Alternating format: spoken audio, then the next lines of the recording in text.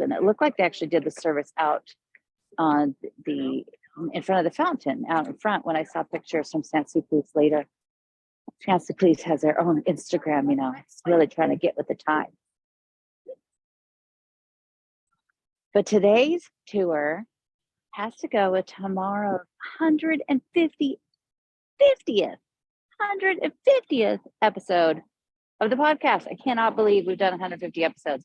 I was actually today putting together, after I was out and about this morning, I came home and had to get all my notes together for it. We just recorded it at about 3:30 Paris time. We finished recording it and I had about 10 minutes to breathe and then run back out the door. And so it is chilly. It's supposed to be down into the 30s. Last year on this day, yesterday, April 1st, it was snowing here all day long. So you never know what you're going to get. But I decided it was time for spring clothes, and it is not. And so I'm a little on the chilly side right now.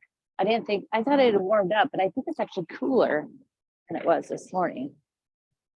But we are going to head in. We're kind of going to stay all around my favorite place today. Because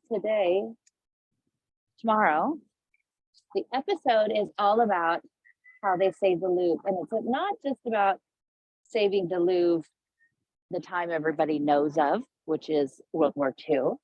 But it is actually, they saved it quite a few times. But we'll start back here at the colonnade wing. This is the backside of the Sully wing. So that whole this side here was done under Louis the 14th. I'm too distracted trying to get this darn thing to work. Louis the 14th. But he decided to up and leave. And so it was left here without a roof. And this part was started to be built in 1667. And it's called the Perrault Colonnade. And you might know Charles Perrault, who is the one that wrote Cinderella and those kind of books, those wonderful books, Little Red Riding Hood.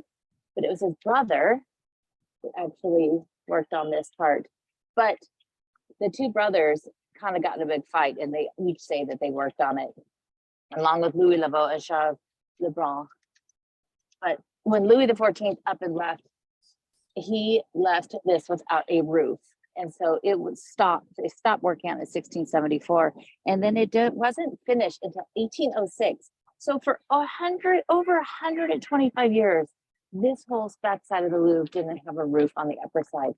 When Louis the 14th left, he let the academies move in here and also the artists.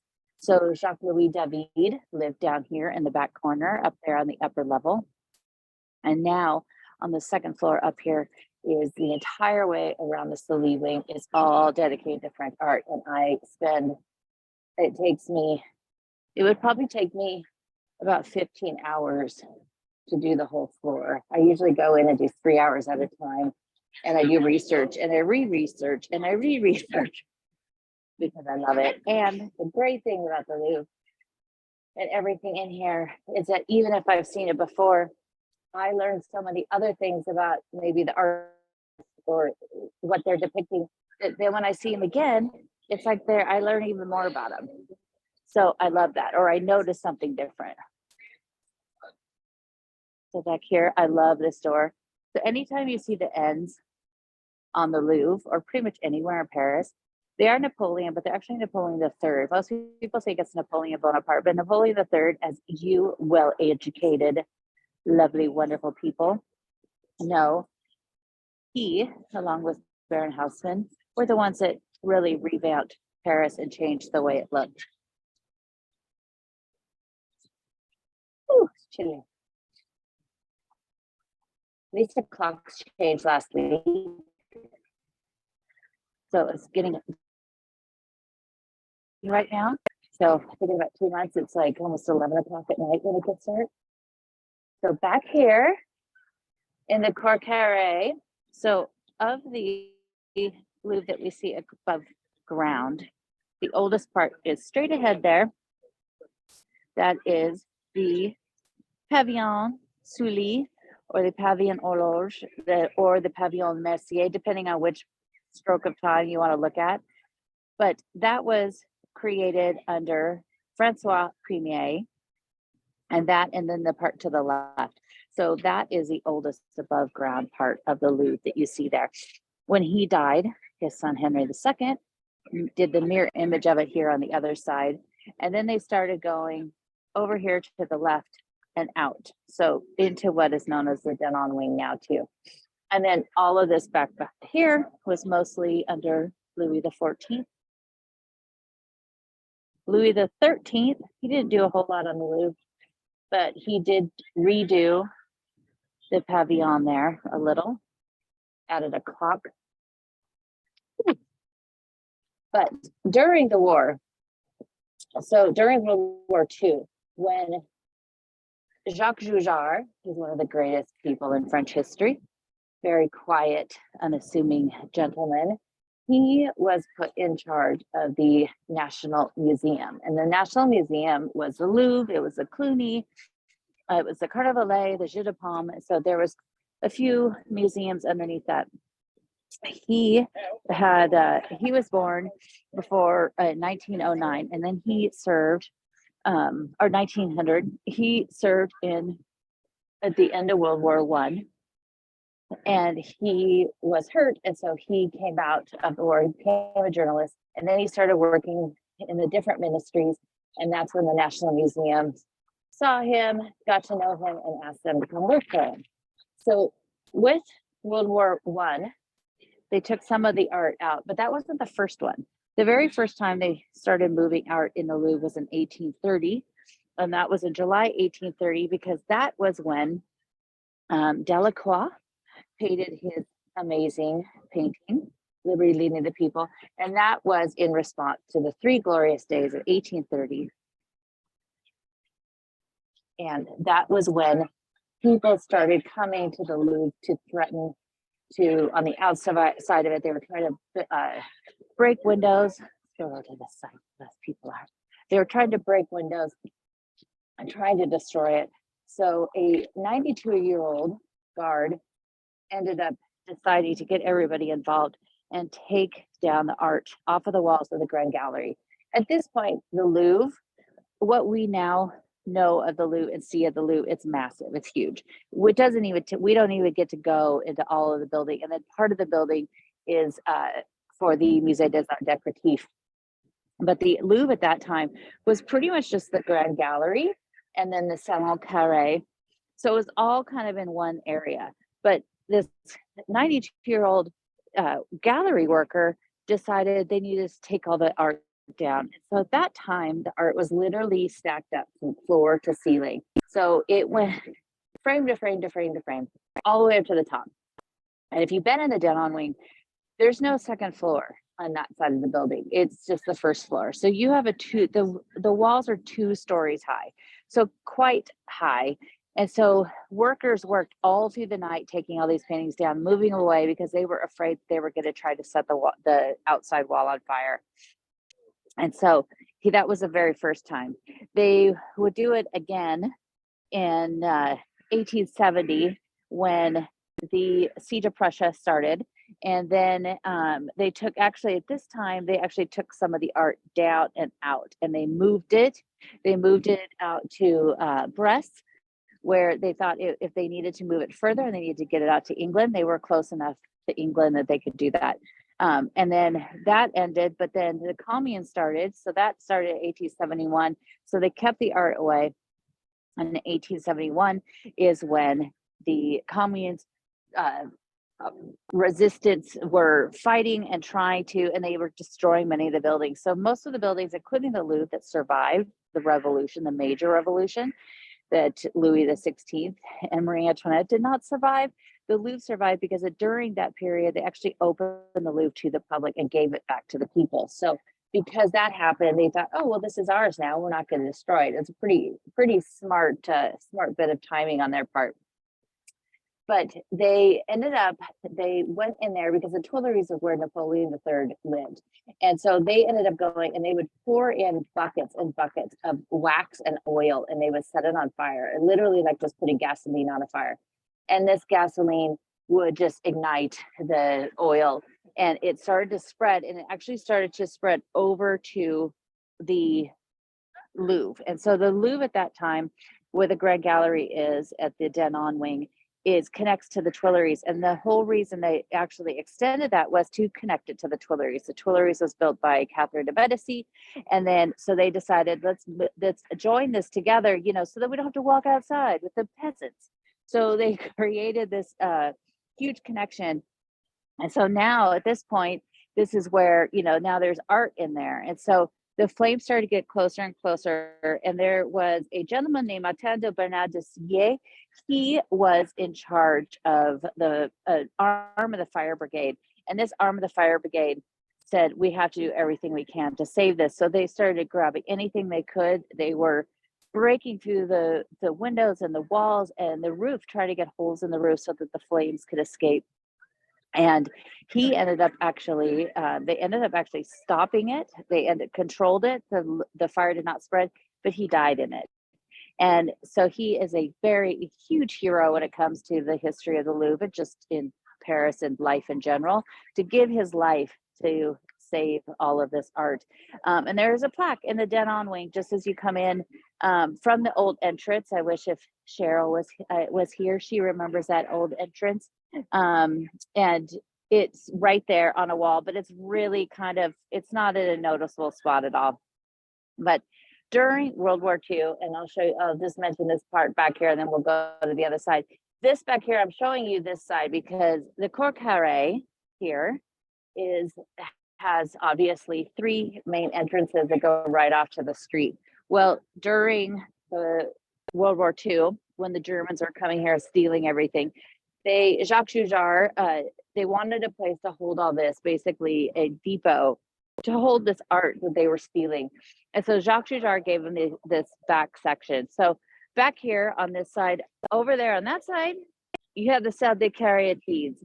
And that is a beautiful space filled with Greek statues, absolutely gorgeous. And it's named after, of course, the Caryatides. I walked through there this morning, and I will share today on my Instagram story some pictures because I was by myself in there and it was lovely. So, but that was that side. This is the other side. This is the side they first gave him. It was because they could pull up with their trucks and unload things. And Jacques Chouchard did that because he could keep an eye on them. They could control what they took and what they were able to see that they took. And then also it was done back here so people wouldn't really see it. And so they were actually in here. But if you've seen this side, this space is broken up into quite a few smaller rooms, where the Salle des Caryatides is one large room because that used to be a ballroom under Francois Premier. And so they ran out of space quickly. So they needed more space. And then that is when they moved up to the Jeu de Paume. And the Jeu de Paume is where the greatest woman in French history has worked, Rose Bellon. I won't film these guys with protecting us. Here's a little music for you, though.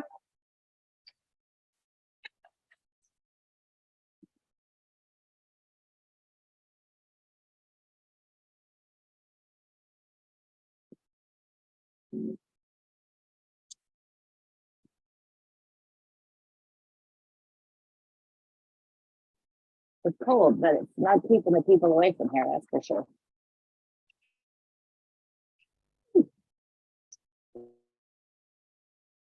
Go along the side here.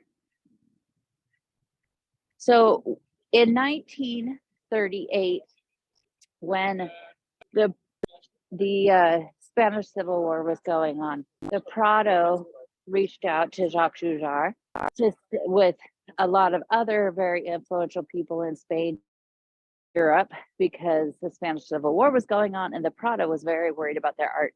So they reached out to them and asked Jacques Chouchard if he could help them. And so this was the first big test. So Jacques Chouchard worked with them to pack 72 crates. They had it on different trucks and they sent it all to Switzerland, so where they could keep it protected. And so they didn't know how quickly they were going to need to do that here.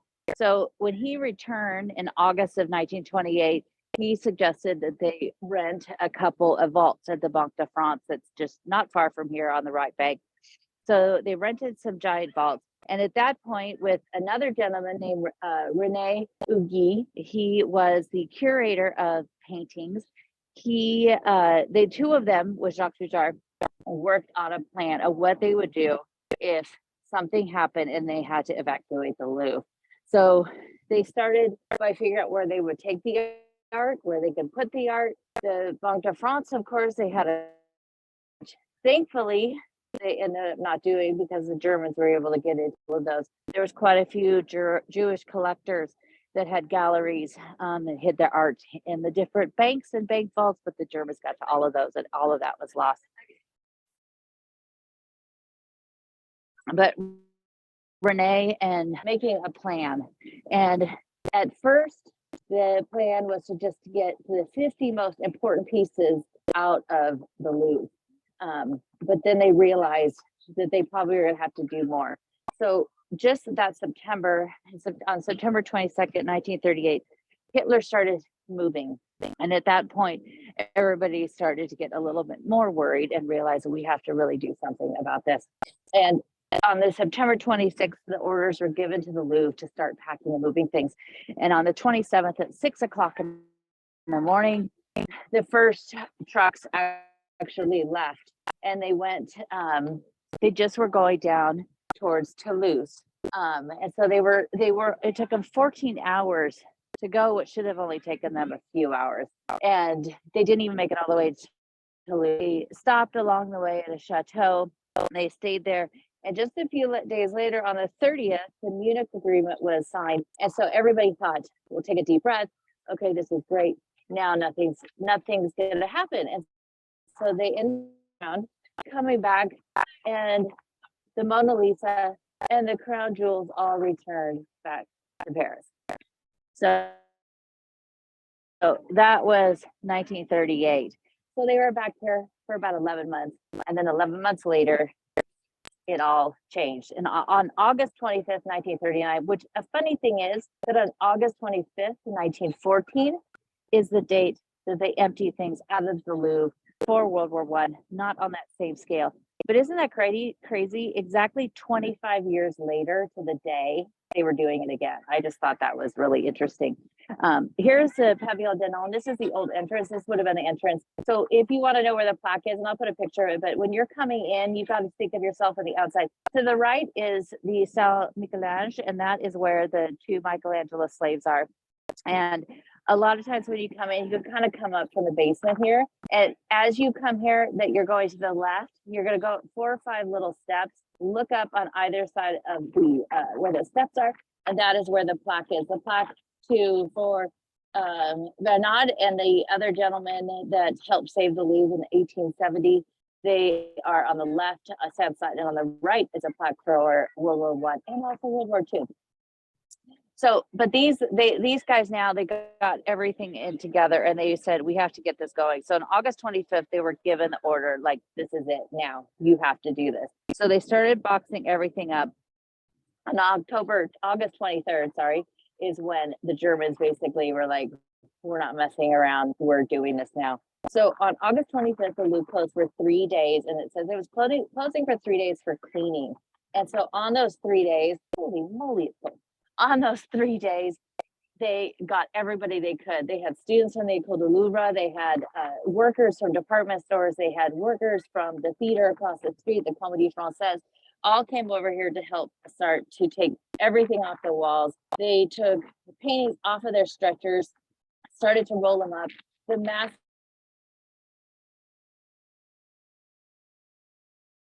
paintings,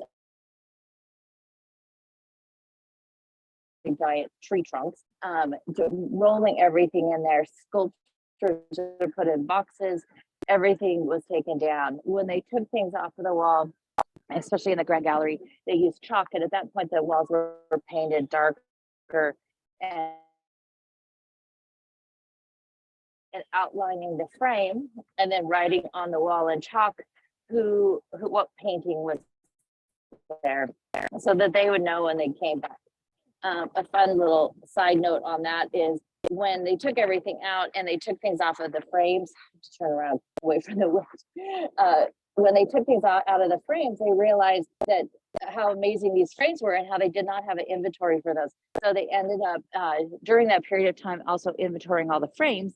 And there's a little special 2 rooms in the Louvre and the Richelieu wing that kind of shares some of the different frames and the different styles. And when I do tours, if we go through there, I always love to point that out because it's the frames are gorgeous. Sometimes the frames are made specifically to go with the painting. So sometimes they have a motif on the painting, from the painting onto the frame. Sometimes they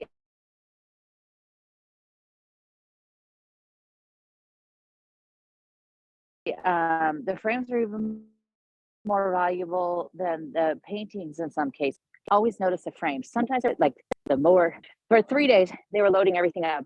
And on the 28th of August, the very first convoy of trucks at 6 a.m. left. So they closed up on the 27th, they closed up the Cour Carré, and it just started to get filled with trucks.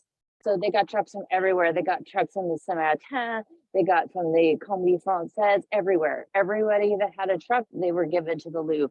And they would load up these cases. And in these cases, some of them, and I'll put a bunch of pictures on my website for the podcast tomorrow. But some of these things were massive. Like you could put, a frame would be half the size of David's Sacré de Napoleon, but they would stack and they put special paper in between to hold to keep away the moisture and the condensation.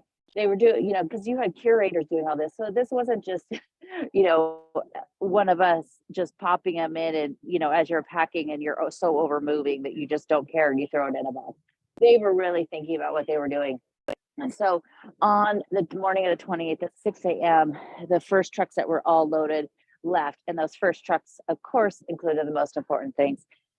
The Mona Lisa had her very own truck that she went into a case, and they had different ways of actually noting what was in each case. They had 3 different colored sticker system, red being that it's the most important, green being it's also prestigious, and then yellow being it's less prestigious. Sadly, the ones that didn't even get a stamp or a sticker, they just stayed here in the Louvre. But that wasn't very many. But those poor pieces of art that just do, it's like they're the ugly stepchild, the poor things. The Mona Lisa, she had 2 red stickers. She was put into a crate. The crate was attached to a gurney and put into a truck. When she left the Louvre in World War I, she was actually put into an ambulance and driven out of the city. But at this point, in 1918, when she was taken, or 1914, when she was taken out, she had already just returned from being stolen. So now she's important. In 1870, all those times she was like any other painting in the museum, still important because it was Da Vinci, but not to the level of importance that she is that we think of today. So they got everything out. And then later that day at 2 p.m., another convoy of trucks left with more art. And then it just continued every single day. They would leave. Between September 1st and the 3rd is when war was announced, depending on what you want to read. And I kept finding 15 different dates. But on September 2nd, they decided that where Wing Victory was, because Wing Victory and Venus and some of those pieces were too fragile to move, along with all the pastel paintings. A lot of stuff they thought was just too fragile. They can't move it. So it was going to stay. But the Wing Victory was thought, maybe I can actually kind of show you. I'll show you exactly where those plaques are since we could kind of get up here. But Wing Victory, where she is up here to the left of us, it was, they thought the ceiling was too fragile. So they were worried that if a bomb hit it, the ceiling could cave in. So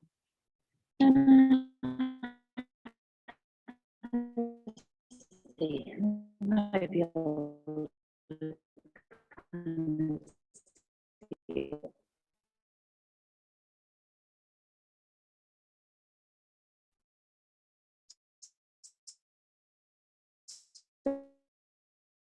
So you might not see it with the glare, but basically where that glare is right there. So when you come in, the Lou's doing a little, there's always some photo shoots. So actually walk down this and hide from the window a little bit. And it's kind of fun to move her. Also, give her a second. They put her in a giant kind of open crate. And in that crate, she was tied around with a tarp. She had ropes around her, a pulley system. Everything was used to get her into this. And I'll post pictures about this because it's absolutely amazing to see this. And it just scares you. Yeah. Put her in there, the narrow staircase, covered those, and then slowly pushed. She was 3.5 tons. She stands over 9 feet high. They slowly pushed her down the steps, and everybody watching her held their breath, which just sounds absolutely frightening. I mean, what if she just took off? I tried to push my suitcase down the steps one day, and it's like 15 steps, and it did not go well for me.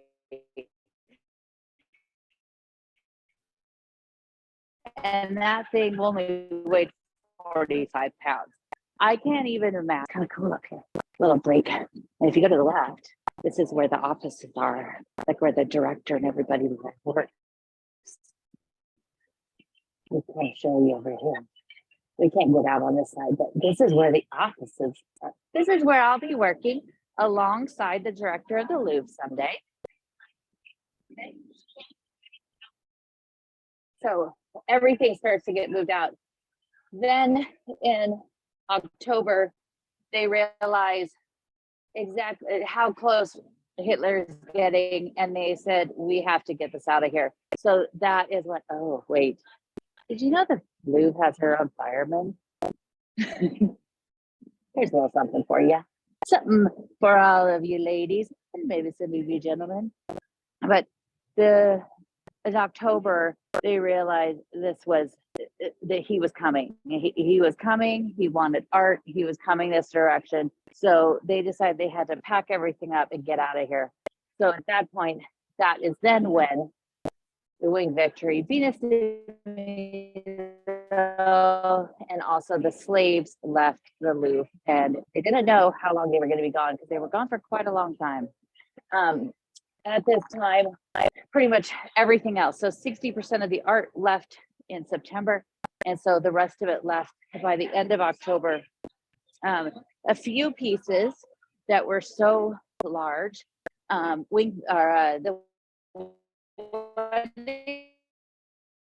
piece of Tana was taken down the rolled because when Theodore Géricault painted it,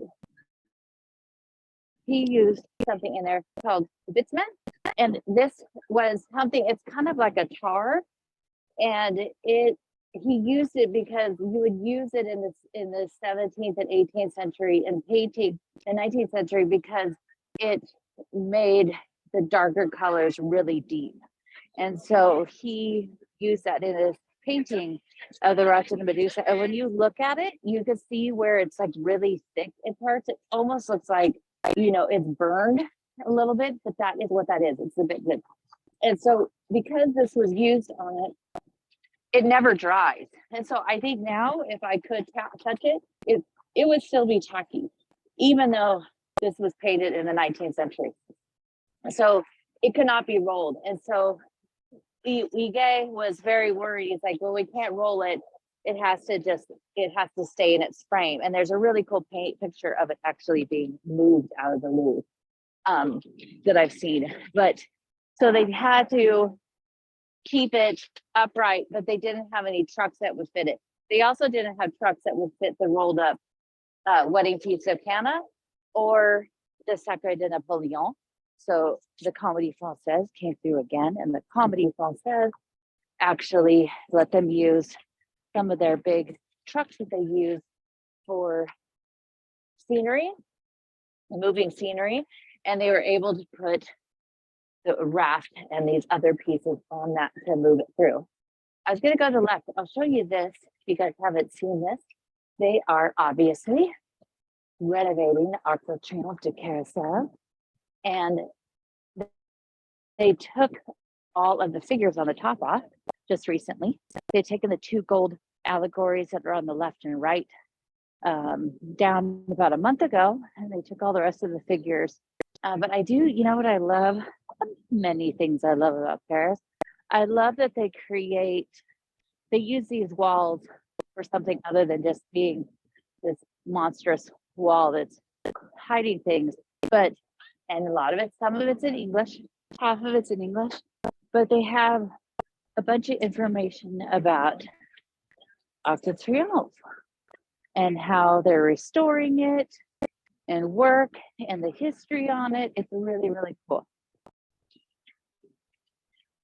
I'm waiting till it gets a little warmer and we have more flowers, and I was going to do one about the Tuileries here and tell you about all the statues.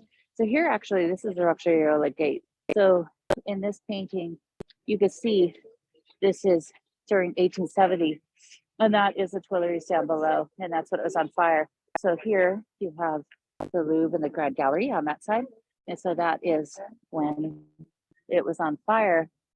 But you can see everywhere else that they lit on fire when they were here as well.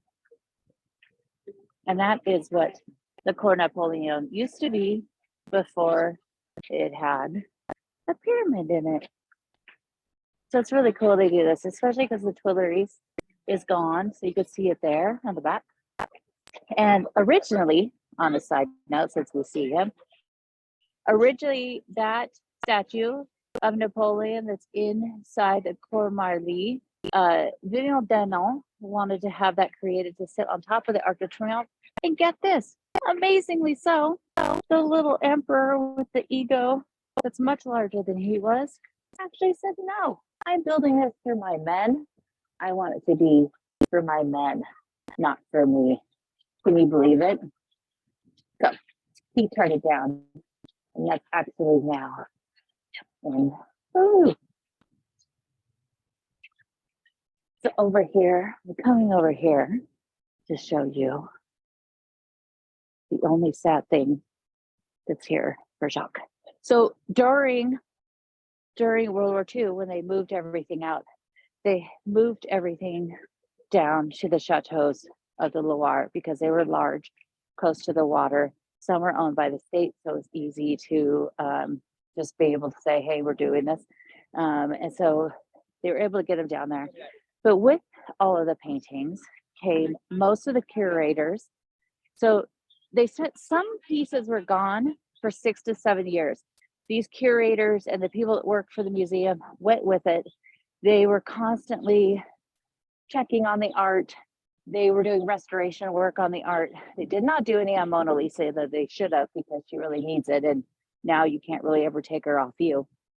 But they were doing restorations on her, or on all the art, not her, and working away while they were there. And some of them actually were putting their life in danger.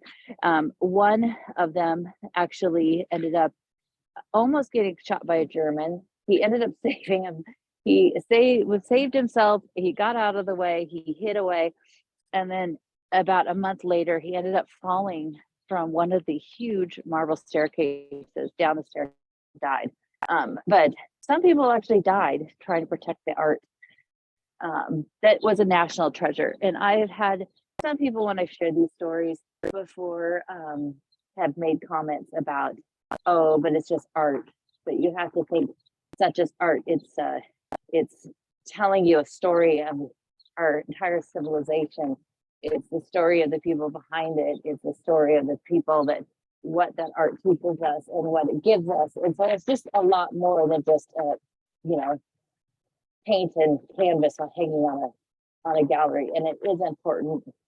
And there are countries, things in Ukraine, some people, because now the world knows how to do this after, especially World War II, and it's become such a public thing, that there were people that moved into Ukraine quickly to help save some of that art. But unfortunately, some of those buildings are gone, and that's what you can't really fully protect some of that. So that's why we're really glad that we have the Louvre here today. But some of the paintings, some of the stuff was gone. or 6 to 7 years. And it wasn't with, when the liberation happened, that wasn't the end of the war. There was still fighting going on. And so it took until 1945 for most of the stuff to come back. And then it wasn't until 1946 that the Louvre actually completely reopened. It reopened for a short period of time in a small spot. And then they actually ended up doing a bigger exhibit over at the Petit Palais of art that had all the art that had come back and some of the major pieces, because the Louvre at that time, now there was a huge coal shortage and they couldn't heat the Louvre. And so the art had to be protected. If it got too cold, and the change in different temperature, condensation could come on the art. It could get ruined. It could actually even ruin the stone. So they could only open a small part of it. So even though the war is over, now they had to deal with a coal shortage. And then, so they had to, they couldn't move everything back in here and they couldn't open everything up. So it took quite a while, but it did come back, and luckily for us, it's all here. And not one single thing was lost to that little jackass. Sorry if there's children listening, but Hitler did not get his hands on a single piece of art from the Louvre. Goering, who was the other big jerk, that he was the one that was supposed to be requisitioning all of this art that he was sending back to Hitler, that they would take and move into the Fuhrer Museum. He also was taking a lot of his own. And there's one piece of art in the Louvre, the Belle Allemande, and she is this beautiful carved out of wood, Mary Magdalene. And he coveted that. He wanted it so badly. It didn't belong to the Louvre. It belonged to a collector, and he ended up getting his hands on it. He had it, and he stole it, and he kept it, and he had it for about 3 years until he was arrested, and they were able to get everything. And now that statue is here in the Louvre in the basement of the Denon wing. And one thing, and there's not very many times that I'm going to say anything negatively about the Louvre because I love it so much, but I do wish they were a little bit more transparent with some of those stories. I understand you don't want to obviously glorify this and glorify what happened, but you can talk about, the upside of all these stories and how they came back. But they are very shady with how they cover that. So if you look at her history, if you look at the plaque, if you look at their website, if you look at the collection online, and even just recently, a few weeks ago, they shared that statue on Instagram, but they did not share anything about that part of the story. So I just really wish, because that's the provenance of that piece. If you're going to share the story of the piece, you should share all of it. And there also, there's the Vermeer astronomer. That was one that Hitler was one of his most coveted pieces. He did steal it. He stole it from the Rothschilds. He had it. They ended up getting it back after the war, and the Rothschilds ended up giving it to the States. So that is why it's in the Louvre right now. It's in Amsterdam at the huge Vermeer exhibit that sold out. The entire exhibit sold out and for months in advance. But they don't share any of that. I just really wish they would kind of have those stories. So I'll just share them. You know how I love to share those stories of the people that colluded with the Nazis and how we should not revere them. But here you can see right there, the Port Judar. So Jacques Judar, after the war, he ended up meeting this woman that was called Mozart. Her name was Jean Bouet, I think is her last name. I can't remember, but she was a very famous French actress of the time, beautiful. She went under the name Mozart. She worked for the resistance, and they worked together, but he hadn't met her. He didn't know she was this woman. And then they did meet. They ended up falling in love. He was already married, but they fell in love. He ended up divorcing his first wife. He married her. After the war, he worked for different parts of the government, still with the National Museum. He ended up going to work for the Ministry of Culture that had been formed by Moreau, and he worked there until almost the end of his life. And then one day he came into work and found somebody else sitting at his desk, and that's how he found out he got fired from his job. And then Andre Malraux said, oh, we just want some new blood, some younger guys here. We'll find something else for you. And within 8 months, he did not get a new job. And one day he just died of a stroke, just instantly on the spot. And then Andre Malraux decided to name the store after him. That's all he got. The guy saved the entire collection of the Louvre, and all he got was a door. He doesn't even have a plaque in there, a door. It's so far from the general public. This is the École du Louvre, which is also, you know, he was a part of that. He was a professor there. He went there. So, but that's all the guy got. So he and Rose Valland need a whole lot more. Rose Valland, I didn't even mention, because you know I could go on for days. She, of course, the Jeu de Paume is out there in the Tuileries. But then we could actually start that way. We won't make it all the way down there, but we can walk there a little bit. She, go actually this way. It's where the dogs are, so I have to watch my step. She worked down at the Jeu de Paume, and she was actually just a volunteer. She was working there and in the Jeu de Paume because that was a part of the Louvre. And she was working and put together 15 different exhibitions that would go around the world featuring art from the Louvre. And so she was just a volunteer. She wasn't even getting paid. And then, you know, the Germans wanted an area to store more of their art they were stealing from people. And so that's what he suggested. And he said, maybe you should stay there a little longer. And then they finally put her on the payroll. And so she was working there. And the genius woman that she is could remember everything that she would see and would go home every night and fill out journals with all of the information, including names on the crates, directions they were going, the number of the number of art, the crate of art. I can't think today, and who it was even stolen from, and the name of the artist, and the name of the painting, everything. So she would go home and fill up these journals, and these journals were then used later by the monuments men to find this art. She was even able to, and they did this also for the chateaus, they would actually label and let the Allies know where the Louvre art was, so that they would not bomb them, and they would keep track of the trains and where they were going that way. Now, of course, whenever I tell the story, people always say, oh, there's that movie, George Clooney. And I'm never gonna not watch a movie with George Clooney. I love it. But he bought that movie. Robert Edsel, his author of the book The Monument Men. If you have not read it, I definitely recommend reading it. But it is a true story of the Monument Men. And what George Clooney did is, a lot of those characters are real. They're based on the real people. But when it comes to Rose, is where I don't know why they did this, but Cate Blanchett plays that character.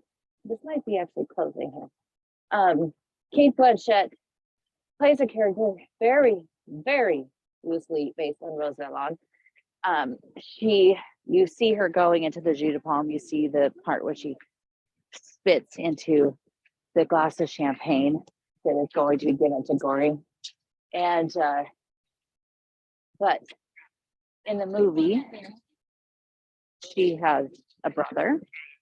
She goes to jail, and she's chasing after Matt Damon's character, James Rodimer. She did not have a brother. She was almost discovered twice, which the Germans would have killed her instantly, probably right out here in the Tuileries. But she did not go to jail, and she was also a lesbian. So I really wish they would have actually, I don't know why they needed to change that if they thought that would be more for Hollywood. So I just kind of wish that they would have given her more of a story than that, because honestly, without her, that they couldn't have done what they did if it wasn't for Rose Valland. So that's my take on that. But See, look, things are starting to bloom. The cherry blossoms still haven't popped all the way out yet, but you got a little bit of these. So these signs crack me up. If you've ever noticed the statue of Charles de Gaulle that's right there on the Champs-Élysées, right on the corner where the Grand Palais is, he looks like that. So every time I see these signs, I just think it means Charles de Gaulle's not allowed to walk on the grass. No Charles de Gaulle, because it's really cold. So, but the Jeu de Paume is out here. And so it was also out here in the Tuileries. So Hitler decided that art, like a lot of Picasso, especially the Cubist art, that was all, and some Matisse, some Van Gogh, were all considered degenerate. And so they actually ended up stealing a lot of it and taking it. Oh, look at the duckies. They actually stole a lot of it, took it back to Russia, and they held this huge exhibit of degenerate art. And it was so crowded, and it was filled with people that they ended up having to keep it open 24 hours a day because people could not get enough of it. So he hated this art, but they ended up making a lot of money off of it. And so the art that was here one night, and Rosalind writes about this in her book. Her book is only in French, but you know, if you really wanted to read her book, you could use your Google Translate app on your phone and slowly get through the whole thing by taking pictures of sections of each page. But she writes in there about the night that they stacked up probably more than 150 paintings here in the Tuileries that included Picasso's and Van Gogh's and Matisse and everybody, and set it on fire, which the thought of that just about breaks my heart. She watched it, but she couldn't do anything, of course. But she ended up, she did everything she could her own way, and which kept, and because of her efforts, 60,000 pieces of art and objets d'art were returned to Jewish families that they belonged to, mostly Jewish families. I would say 99% of it belonged to Jewish families that they just decided they could steal. When Hitler sent people here to the Louvre, and they got to the Louvre, and Jacques Chagall, they came there, and Jacques Chagall walked them around, and they were like, well, where is everything? And they didn't realize that everything had been taken out. So Hitler actually sent out an order that nothing more was allowed to move around. But they didn't pay any attention to that, and actually just kept moving the art and taking it out until most of it was gone, except for a few pieces remained inside the Louvre. And he didn't get, as I said, he didn't get his hands on any of it. So here, that on the right, that's the Pavillon Floor. And over here on that side is the Pavillon Marsan. When people always say nothing remains of the Tuileries, it's not exactly true, because those two pavilions were originally the Tuileries. So that wasn't originally the Louvre, that was actually originally the Tuileries. Under Napoleon III, he later on wanted to change it and update it, but then it was after he died, after the fire and everything, and they took down the Tuileries. The Tuileries stood for over 12 years before it was finally demolished. But these two, luckily, these parts of it remain. And there's also a piece of it here in the garden, but it's been mostly restored too, so I don't know how much it's actually original. But these two pieces, the Grand Gallery, we don't go that far. You can't actually go much farther than the road. You go kind of halfway down the building that kind of jets out a little bit, going towards where you see those two towers, but we can't even go all the way down here. So those are offices and storage and everything else. Sadly, I wish one day I'll have keys and I'll just cruise around everywhere inside of it for days and days on end. But that is, and now, it's the largest museum, endless halls of rooms that many miss because they only go to see the Mona Lisa. But don't do that. Go see the Mona Lisa, go check her out, but then go everywhere else. Or reach out to me when you're coming, and I will take you in there and show you everything. And everything, the tours that I do with the Louvre are all custom. None of them are ever the same. So it's private. It's only me and you and whoever's with you. And it's all customized to what you want to see. So whether you say, I want to see the Mona Lisa and the big things, and then I want to see these such and such paintings, or I want to see the Egyptian stuff, whatever you tell me you want to see, that is what we do. I have one gal that's coming in May, and she booked it about 9 months ago and sent me a 7-page spreadsheet of all of the things that she wants to see that she found in the off of the Louvre website. And it literally was like, this is the most beautiful thing I've ever seen in my life. I loved it. She's like, well, we don't have to see everything. So, but she even organized it by wing. It's amazing. It is actually fantastic. Look at this cute bird. Look at his little red beak. But all of them are customized. So it's just you and me. It's not a big group. It's not, you know, out of a can where you see a lot of the tours are, you know, they just tell you the same thing. And it's also more of a conversation. So it's not just me spouting these things off to you. And you also have, you know, you could ask those questions. Maybe you don't want to ask questions. I don't like asking a lot of questions. If I'm in a big group, I kind of just stay more quiet. I don't ask a lot of questions. So this is it gives you an opportunity to do that. But that's in my beautiful, this side over here, that is the Musée des Arts Décoratifs. Right now they're working on the Rivoli entrance. And so they're actually having you come in here on the Tuileries entrance. It's kind of near where that giant billboard is. It gets changed out every couple weeks.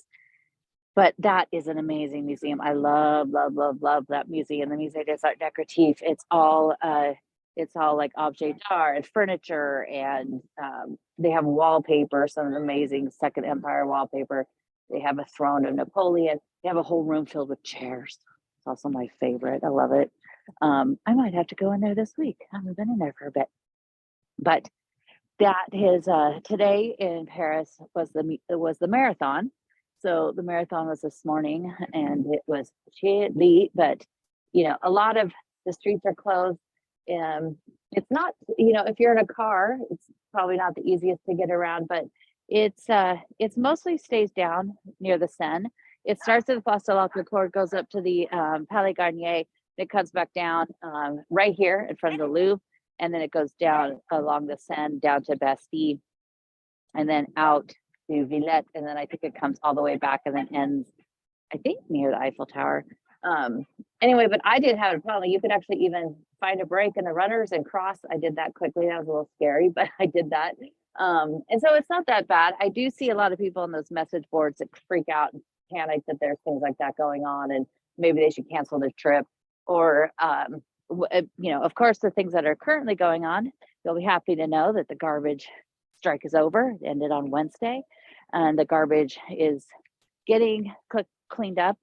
In Saint-Germain, where I live, which is probably was one of the worst, that in Latin Quarter, I don't see any other than the normal day-to-day rolling out the garbage cans in the morning.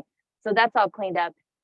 There's another major strike Thursday on the 6th, but those are kind of starting to peter out a little. I mean, the Gilets jaunes lasted for months, and the only thing that got that thing to slow down was COVID.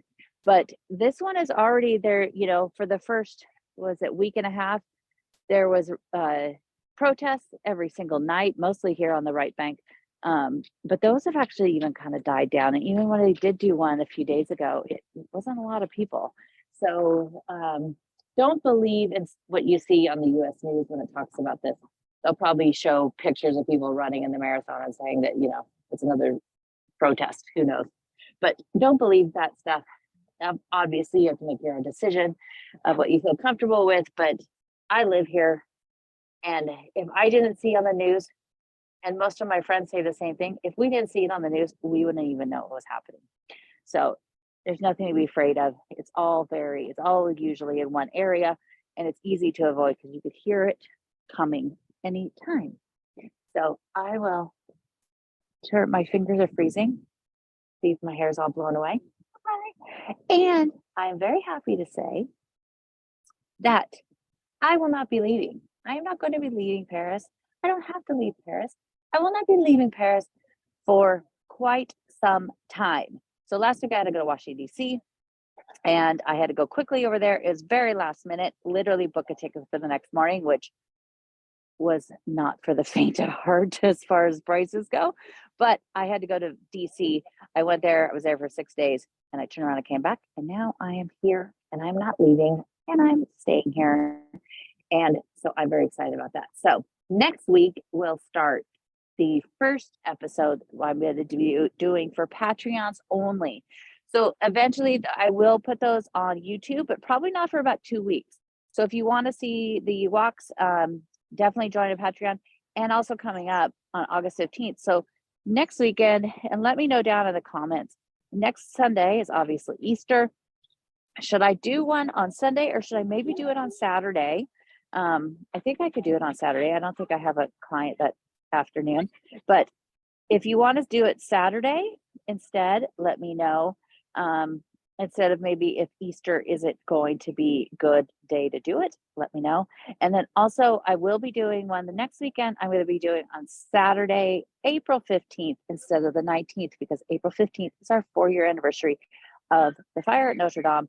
So I will be doing a very special video. I'm going to do it over there, but I'm going to share with you all of the newest things that are happening there, all of the stuff coming up. And also there's 2 really cool things to see now in Paris that have to do with Notre Dame that you definitely got to go check out. My nose is pink. It's really cold out here. So make sure you join me on Patreon, and you could follow in those and make sure to see all of those live.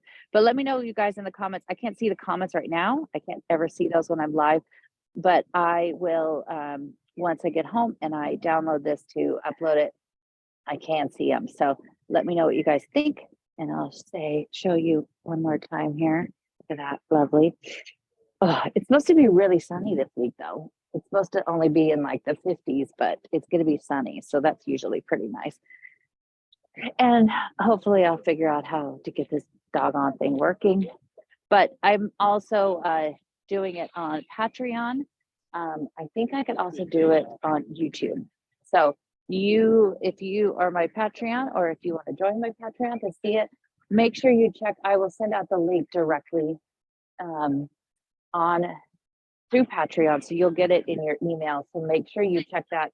I'll send it out a couple times each week during the week, so you make sure you see it. But that's where you're going to get your special link to watch it. So it's just a special custom link just for you. So make sure you follow along and check your emails. It'll come through as an email from my Patreon, but you guys could sign up for that. And I'm on Patreon as Blue Blanc Rouge. So check me out there. And I am going to head home where it's warm. My hands are literally freezing cold like it was a couple weeks ago. It is April. My mom actually said that it was gonna snow again in Portland, Oregon, which it's April already. Come on, get over this. Not fun. So I will sign off here. You guys have a wonderful rest of your Sunday, wherever you are. I will share tomorrow. Make sure you check out the podcast. It's going to be part 1 because, as you know, I could talk a lot about the Louvre. So it's going to be 2 parts about all of the different types, and it goes into even more detail than I gave you today. So check that out, and I will probably be sharing something about that episode in the newsletter this week. But I did see a couple amazing exhibits this week as soon as I got back. The one you definitely want to check out if you're coming between now and mid-July is at the Orsay, and it's the Manet and Degas. Manet/Degas is what it's called. And it is fantastic. I love Manet. And he doesn't have his own museum, because if he did, I would be there. And it is all about the 2 artists. They were friends. I think Degas was in a little bit of a competition with Manet, but I don't think Manet was really in a competition with Degas, at least in his mind. But it is amazing. It doesn't have anything really to do with Degas' dancers, which a lot of people just know him for the dancers.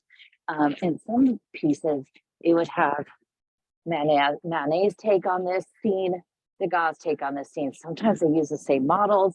There's a whole room dedicated to the Morisot, Berthe Morisot, and her sister and family, and how they were both friends with her. And so that was, of course, I love that, but it was great. But there's your say right there. But why I'm also telling you this is if you are coming, you obviously book a reservation for the Orsay in advance. But when you book that ticket for the Orsay, book your ticket for the Mandate de Degas at the same time. It is included and it's free. It won't cost you anymore because it's included in the ticket price. But because it is so popular, they are requiring a reservation for that as well. If you are a member and you come, slide in the door at 9 a.m. in the pre-opening and just go straight there. You, as a member, you can walk in any time to the exhibit and see it. But if you're coming, make sure you do, because you do not want to miss it. It would be really sad if you came in the door and you couldn't get in there to go see it. Also, for the Louvre, if you're coming, make sure you get your tickets as soon as they go on sale. Right now, they just added the June tickets about a week ago, which is a little late. Usually they put them out about 60 days out. But for some reason, the June were coming out a little bit later for some reason. But they are limiting tickets this year. So it used to be 50,000 people a day. Now they're only letting in 35,000 people a day. And some of those tickets are going quickly.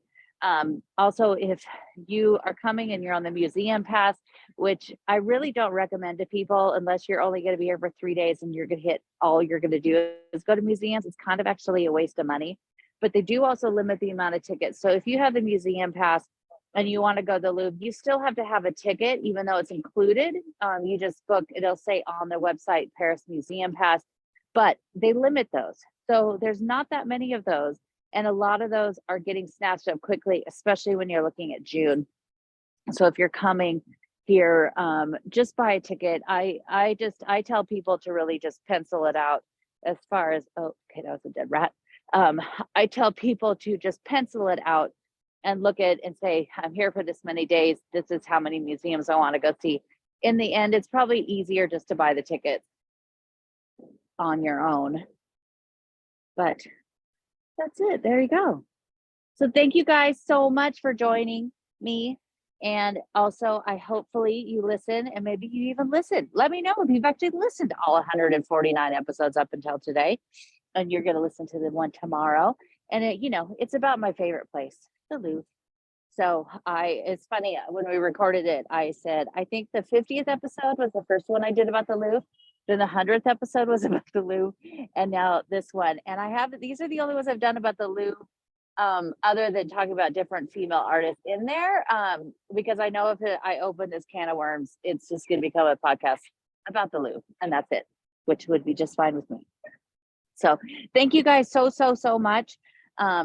And I will see you next weekend. Let me know what you think. Saturday or Sunday is better. I'll kind of pick the one that has the more majority of which one you guys say, and we'll do it at the same time, but make sure that's going to be for Patreons only. So make sure you join my Patreon. And I hope to see you guys there. And make sure to always check my Instagram and my stories. I'm putting a million things in my stories every single day. I still need to share all the stuff about the Manet exhibit. Make sure you follow me on Instagram, Claudine Blue Bon Rouge. So thank you guys so much. If you want to leave a tip at all, you can do that at Venmo or Zelle or PayPal at ClaudineHemingway.com. And I will see you guys all later. And I hope you guys all have a really wonderful Sunday and start to your week.